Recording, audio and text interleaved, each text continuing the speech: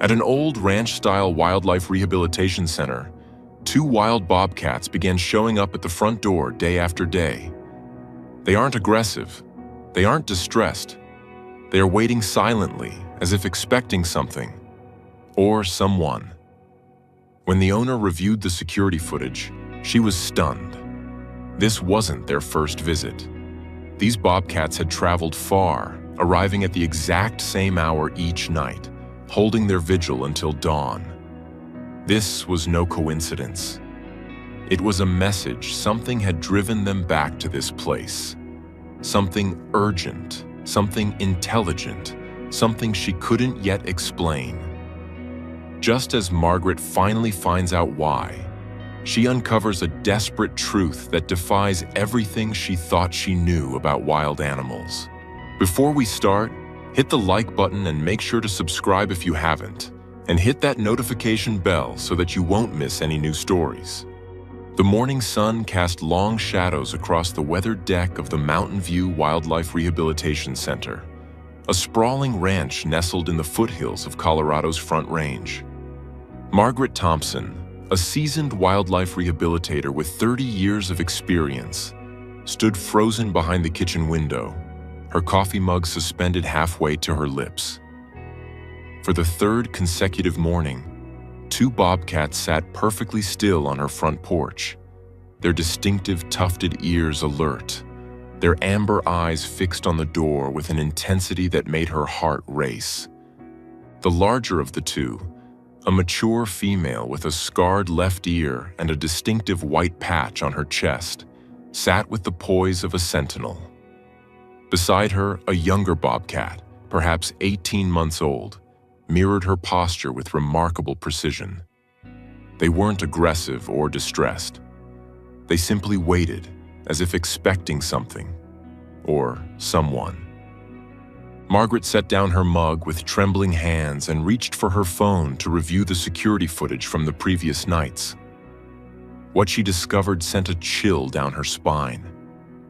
The bobcats had been arriving each evening at sunset, maintaining their vigil through the night, and departing only when the morning traffic on the distant highway increased. The pattern had been consistent for 5 days now. As she studied the grainy footage more closely, focusing on the older female's distinctive markings, a memory stirred. A memory that made her sink into the nearest chair. "Luna," she whispered, recognizing the scarred ear, the result of a brutal trap injury she had personally treated 14 months ago.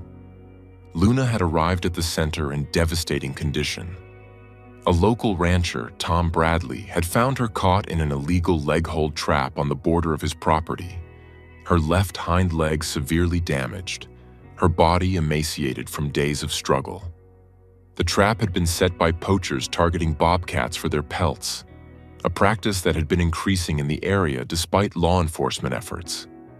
Margaret remembered the long nights she'd spent monitoring Luna's recovery, administering antibiotics, cleaning wounds, and slowly earning the wild cat's wary tolerance.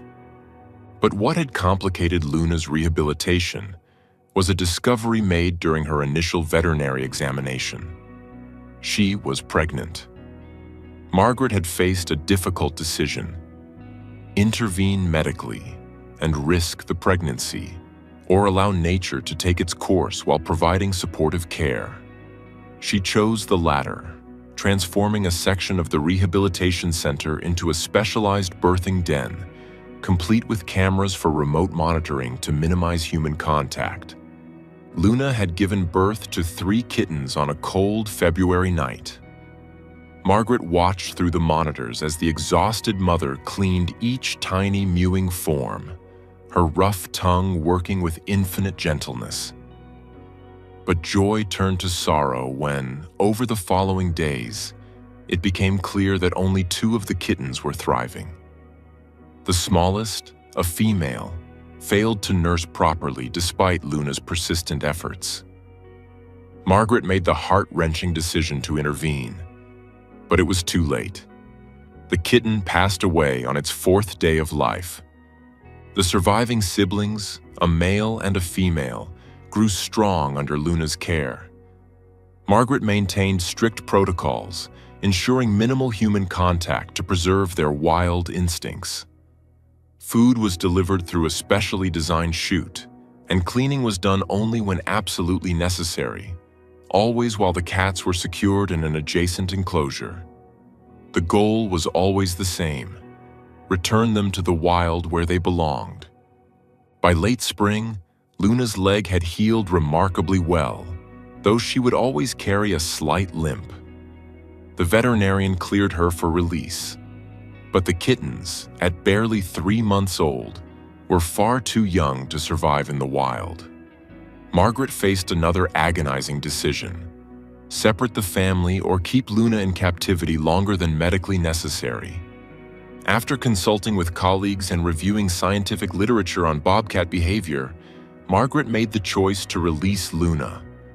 Studies suggested that bobcats, being naturally solitary except during mating and rearing, would adapt to separation. The kittens would remain at the center until they reached appropriate release age, learning crucial hunting skills through enrichment activities and live prey training. The day of Luna's release had been bittersweet. Margaret and her assistant, Jake Morrison, transported her to a carefully selected location near Beaver Creek, an area with abundant prey, water sources, and minimal human activity. As the carrier door opened, Luna had hesitated, looking back once with those penetrating amber eyes before disappearing into the underbrush. Margaret had wondered then if she would ever see the magnificent creature again. The kittens, meanwhile, thrived in the center's care. Margaret watched them develop distinct personalities. The male, whom the staff privately called Brave, though they were careful not to become attached, was bold and curious, always the first to investigate new enrichment items. The female, Shadow, was more cautious, observant, often learning by watching her brother's successes and mistakes. As autumn approached and the kittens reached 8 months old, the age when wild bobcats typically separate from their mothers, Margaret began preparing for their release. However, an unexpected obstacle arose in the form of William Hartley, the previous owner of the land where the rehabilitation center operated.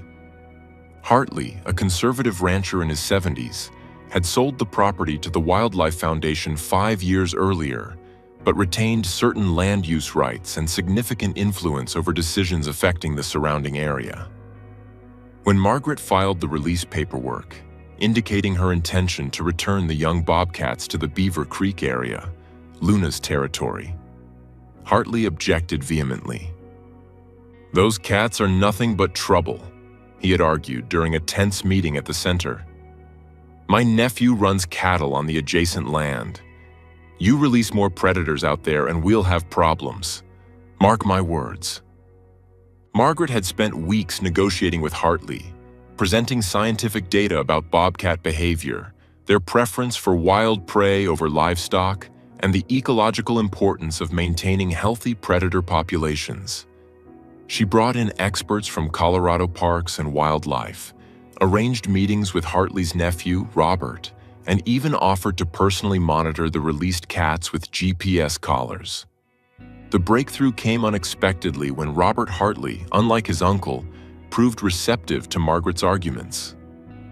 A younger man with a degree in agricultural science, Robert understood the balance between ranching and wildlife conservation.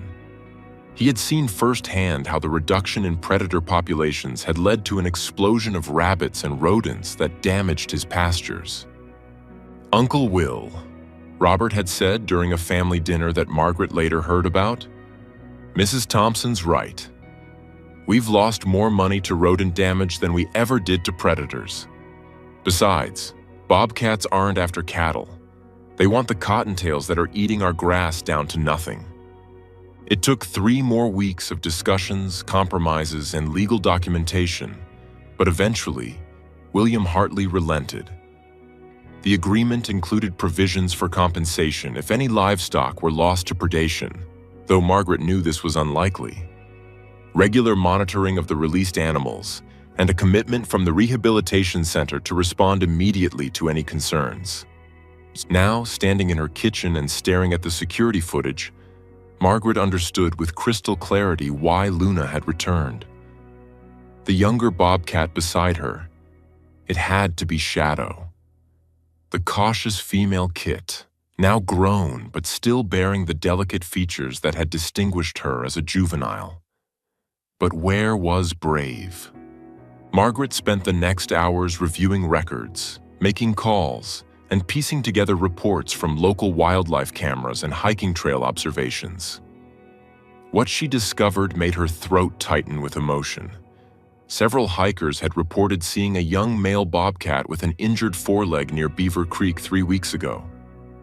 The injury appeared consistent with another illegal trap.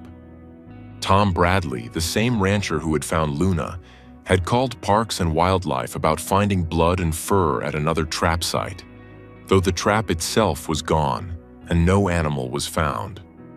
The poachers were still active, still targeting bobcats despite increased patrols and surveillance. Margaret's hands shook as she prepared specialized equipment: a have-a-heart trap, medical supplies, tracking gear. She called Jake, who arrived within the hour, and together they formulated a plan. If Luna had somehow communicated with Shadow, if the siblings had reunited in the wild only to face another crisis with Brave injured or worse, then Luna's appearance at the center was nothing short of a desperate plea for help. That evening, instead of leaving when the highway traffic increased, Luna and Shadow remained on the porch. Margaret, moving slowly and deliberately, stepped outside with Jake. Luna's scarred ear twitched, but she didn't retreat. The magnificent cat stood, stretched, and began walking toward the trail that led into the forest behind the center.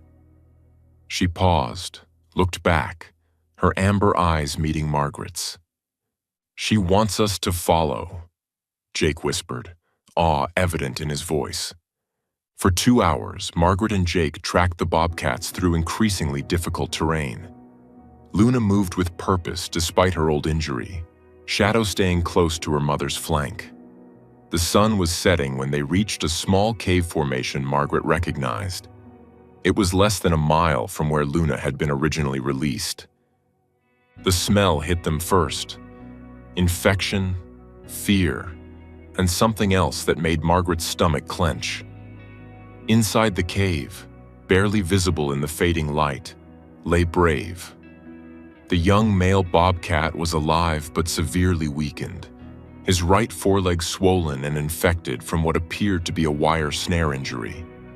He had managed to break free, but the wire had cut deep and infection had set in. Margaret's training kicked in immediately. While Jake kept watch and documented everything for Parks and Wildlife, she administered a sedative via pole syringe, working with the practiced efficiency that came from 3 decades of experience. Luna and Shadow watched from a nearby boulder, their bodies tense but trusting. The transport back to the center was accomplished in darkness, with Brave secured in a carrier and Luna and Shadow following at a distance. Margaret worked through the night, cleaning and debriding the wound, administering antibiotics and fluids. The damage was severe but not irreparable. Brave would keep his leg, though like his mother, he would carry scars and a slight limp for life. For 3 weeks, Brave recovered in the same enclosure where he had spent his early months. Luna and Shadow took up residence in the surrounding forest, appearing each evening at the center's edge like guardian spirits. Margaret left supplemental food at the forest line, understanding that the family was maintaining their bond despite the physical separation. The day Brave was cleared for release marked a turning point not just for the Bobcat family, but for the entire community. William Hartley himself attended, accompanied by Robert and Tom Bradley. Local news covered the story, and donations poured in for anti-poaching efforts. The image of Luna waiting at the door had been captured by security cameras, and became a symbol of the intelligence and family bonds of wild animals. As Margaret opened the carrier door in the same spot where Luna had been released over a year ago, she watched Brave tentatively step out, his leg healed but cautious. Luna appeared from the underbrush with Shadow, and the reunion that followed defied every scientific paper Margaret had read about bobcat behavior. Luna approached her son slowly, their noses touching in a gentle greeting. She examined his healing leg with sniffs and gentle nudges. Shadow, typically cautious, bounded forward and rubbed against her brother with an affection that spoke of deep relief. The three cats circled each other, their bodies relaxed, tails occasionally touching in what could only be described as joy. Tom Bradley, the tough old rancher who had found Luna in that first terrible trap, wiped his eyes without shame. "Never thought I'd see anything like this," he said quietly. "Makes you think differently about these creatures."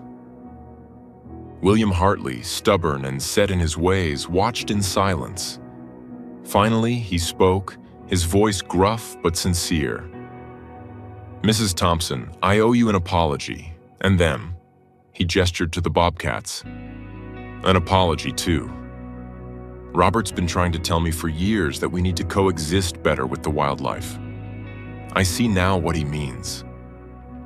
In the months that followed, the Bobcat family established a territory that overlapped with the rehabilitation center's land and the surrounding wilderness. Trail cameras captured them hunting together, sharing kills, and maintaining bonds that conventional wisdom said shouldn't exist.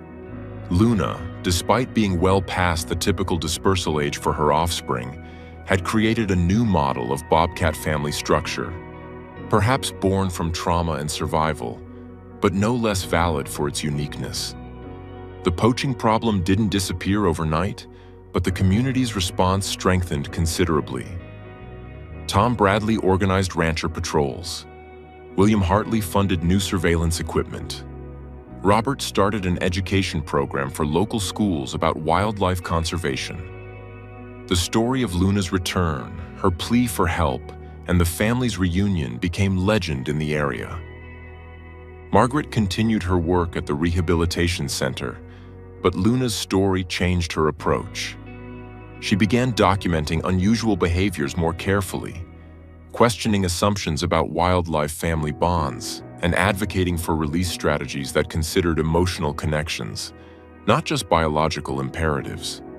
On quiet mornings, when the sun painted the mountains gold and the world felt still and perfect, Margaret would sometimes see them. Three shapes moving through the tall grass, hunting together, surviving together. Luna, the mother who refused to abandon her children. Shadow, the careful daughter who found her courage. And Brave, the son whose survival depended on a connection science said shouldn't exist. The security camera that had captured Luna's patient vigil remained active, though now it recorded different scenes. Occasional visits from the family, always at a respectful distance, no longer seeking help, but perhaps acknowledging the bridge between two worlds that had been built through trust, compassion, and the recognition that love exists in many forms, even in the wild heart of a bobcat mother who knew exactly where to turn when her child needed help. In the end, the story of Luna and her kittens became more than just a tale of wildlife rehabilitation. It became a testament to the intelligence and emotional depth of wild animals, the importance of community and conservation efforts, and the profound truth that sometimes the best science is simply listening to what the animals themselves are trying to tell us. The family thrived in their territory, free and wild, yet forever connected to the humans who had understood that sometimes the greatest act of conservation is simply opening a door when a mother comes knocking, asking for help to save her child.